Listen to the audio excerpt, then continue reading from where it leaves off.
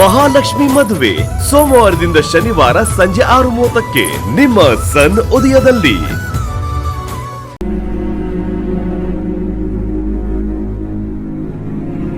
ಏನಮ್ಮ, ಏನಾಯ್ತು? ಅವ್ರ ಆಪರೇಷನ್ ಮುಗೀತೇನಮ್ಮ? ಅಪ್ಪಂಗ್ ಸರ್ಜರಿ ಎಲ್ಲ ಚೆನ್ನಾಗ್ ಮುಗೀತು. ಇಷ್ಟೊತ್ ನೀವ್ ಎಲ್ಲಿ ಹೋಗಿದ್ರಿ? ಅದು ವರ್ಧನ್ಗೆ ಆಪರೇಷನ್ ಚೆನ್ನಾಗ್ ಆಗ್ಲಿ ಅಂತ ಸೊಸೆ ಅಡಿ ಪ್ರದಕ್ಷಿಣೆ ಮಾಡೋದಕ್ಕೆ ಶುರು ಮಾಡಿದ್ಲು.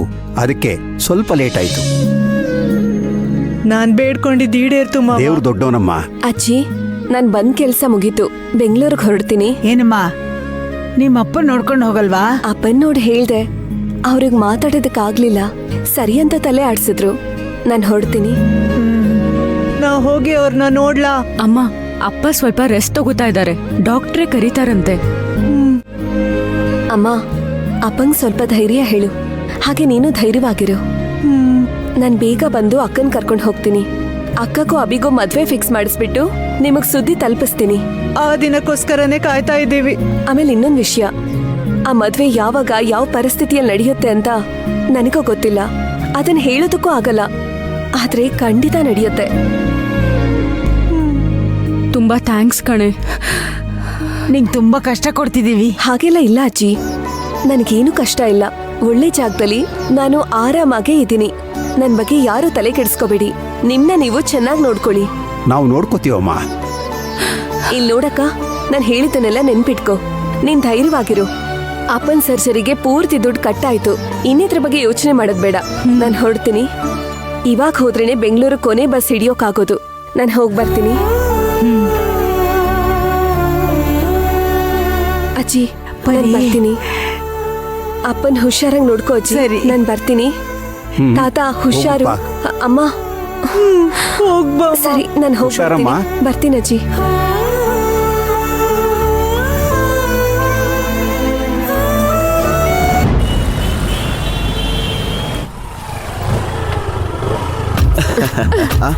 ರೀ ಅವ್ರು ಬಂದ್ರು ಅನ್ಸತ್ತೆ. ಬೈಕ್ ಸತ್ ಕೇಳಿಸ್ತಿದೆ. ಬನ್ನಿ ಬನ್ನಿ, ಅವರು ಜೋಡಿಯಾಗಿ ನಡ್ಕೊಂಡ್ ಬರೋದನ್ನ ಕಣ್ತುಂಬ ನೋಡಿ ಸಂತೋಷ ಪಡೋಣ. ಬನ್ರಿ, ಬನ್ನಿ ಬನ್ನಿ.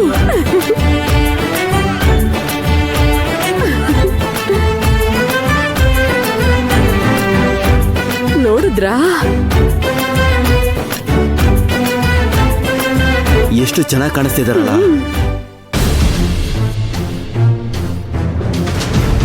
ಮುದ್ದಾಗಿದ್ದಾರಲ್ವಾ? ಅಯ್ಯೋ,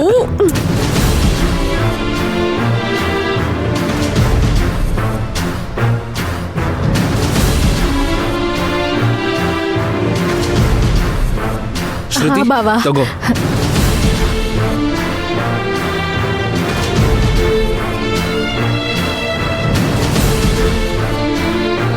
ಏನ್ರಿ? ಏನು? ಮೇಲ್ ನೋಡ್ರಿ. ಅಯ್ಯೋ ಅಕ್ಕ, ಅಯ್ಯೋ ಇವ್ರನ್ನ. ಬಾವಾ, ಇದ್ ಬೇರೆ ಯಾರಿಗೋ ಅಂತ ಹೇಳಿದ್ರಿ? ಇಲ್ಲ ಇಲ್ಲ, ಈ ಡ್ರೆಸ್ ನಿನಗೇನೆ, ತಗೋ.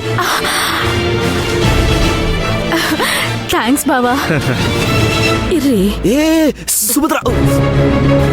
ಏಯ್ ಶ್ರುತಿ, ಮನೆಗ್ ಬರೋಕೆ ಯಾಕೆ ಇಷ್ಟ ಲೇಟು? ಹೌದು, ಇದೆಲ್ಲ ಏನು? ಇಬ್ರು ಒಟ್ಟಿಗೆ ಶಾಪಿಂಗ್ ಹೋಗಿ ಬಂದ್ರ? ಎಲ್ಲಮ್ಮ, ಅದು ಬಂದು ಅಮ್ಮ. ಅತ್ತೆ, ನಾನು ಆಫೀಸಿಂದ ಬರ್ಬೇಕಾದ್ರೆ ಶ್ರುತಿ ಬಸ್ ಸ್ಟಾಪ್ ಅಲ್ಲಿ ನಿಂತಿದ್ಲು. ಇವಳು ಡ್ರೆಸ್ ಬೇರೆ ಹರಿದೋಗಿತ್ತು. ಅದಕ್ಕೆ ನಾವಿಬ್ರು ಶಾಪಿಂಗ್ ಹೋಗಿ ಡ್ರೆಸ್ ತಗೊಂಡ್ ಬಂದ್ವಿ.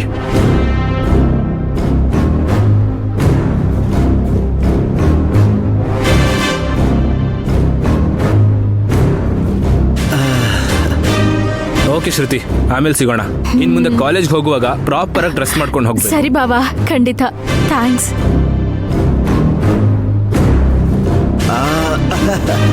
ಇಲ್ಲಿ ಕೈ ಕೊಡು, ಕೈ ಕೊಡು.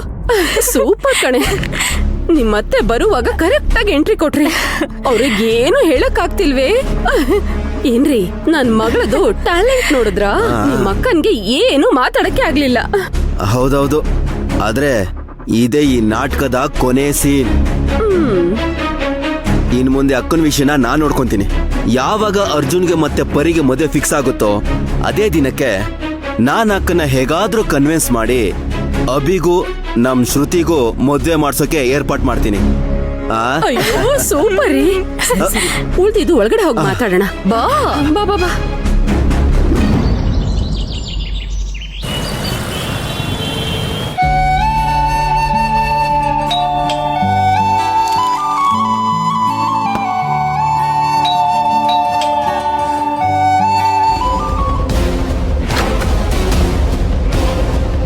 ಪರಿ ಬಾಮ್ಮ ಒಳಗ್ ಬಾ.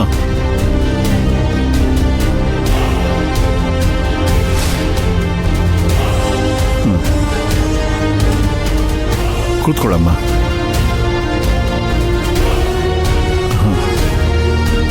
ಮೊದಲು ಟೀ ಕುಡಿಯಮ್ಮ.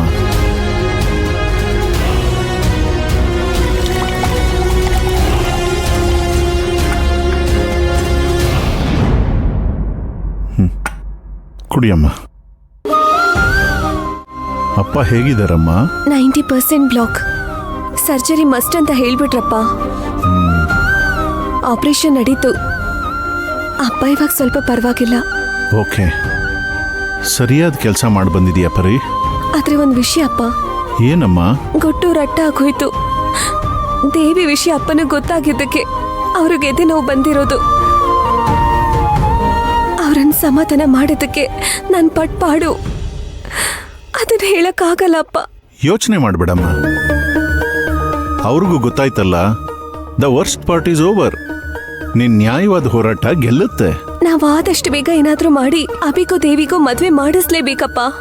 ನಾನು ಇದಕ್ಕೇನೆ ಅವತ್ತು ಹೇಳಿದ್ದು. ಸರೋಜಾದೇವಿ ಕೊಟ್ಟಿದ್ದು ಬಿಗ್ ಆಫರ್, ಅದನ್ನ ಬಿಡಬೇಡ ಅಂದೆ. ನೀನ್ ನನ್ನ ಮಾತು ಕೇಳಲೇ ಇಲ್ಲ. ಏನಕ್ಕಮ್ಮ ಅದನ್ ಬಿಟ್ಟೆ? ಸ್ವಲ್ಪ ದಿನ ಕಾಯೋಣ ಅನ್ಕೊಂಡೆ ಅಪ್ಪ. ಅದಕ್ಕಿಂತ ಮುಖ್ಯವಾದ ವಿಷಯ, ಅವಳು ಅರ್ಜುನ್ಗೆ ನನ್ನ ಕೇಳ್ತಿರೋದು ಅಂತ ನನಗೆ ಗೊತ್ತಿರ್ಲಿಲ್ಲ. ಅಭಿಗೆ ಹೆಣ್ ಕೇಳೋಕ್ ಬಂದಿದ್ದಾರೆ ಅನ್ಕೊಂಡಿದ್ದೆ. ಅವಳು ಕ್ಲಿಯರ್ ಆಗಿ ಯಾರಾಗ ಮದ್ವೆ ಅಂತಾನೂ ಹೇಳಲಿಲ್ಲ.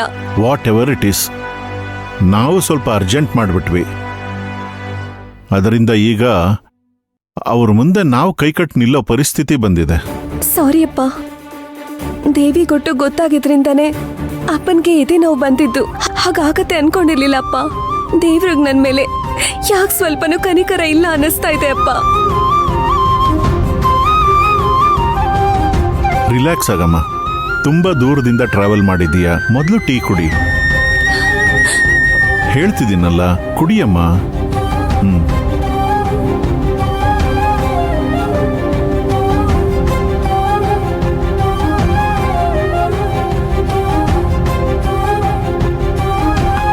ಅಮ್ಮ ಪರಿ, ಈಗಲೂ ವಿಷಯ ಕೈ ಮೀರಿ ಹೋಗಿಲ್ಲ. ನೀನ್ ಸರೋಜಾದೇವಿ ತಂಟೆನೆ ಬೇಡ ಅಂತ ಬಿಟ್ಕೊಡದೆ ಅವಳ ಮನೆಗೆಲ್ಲ ಹೋಗಿ ಒಳ್ಳೆ ರ್ಯಾಪೋ ಇಟ್ಕೊಂಡಿದೀಯ. ಎದುರಾಳಿ ಜಾಣತನ ನಿನ್ ಕೈಯೊಳಗೆ ಇಟ್ಕೊಂಡಿದೀಯ. ಅದೇ ಪಾಸಿಟಿವ್ ವಿಷಯ. ನೀನ್ ಸೊಸೆ ಆಗಬೇಕು, ಅದೇ ಈಗ ಸರೋಜಾದೇವಿ ಟಾರ್ಗೆಟ್. ಆ ಡೀಲ್ ನೀನು ಓಕೆ ಮಾಡಿದ್ರೇನೆ ಅವರು ಮುಂದಕ್ಕೆ ಬೇರೆ ವಿಷಯ ಯೋಚಿಸ್ತಾರೆ.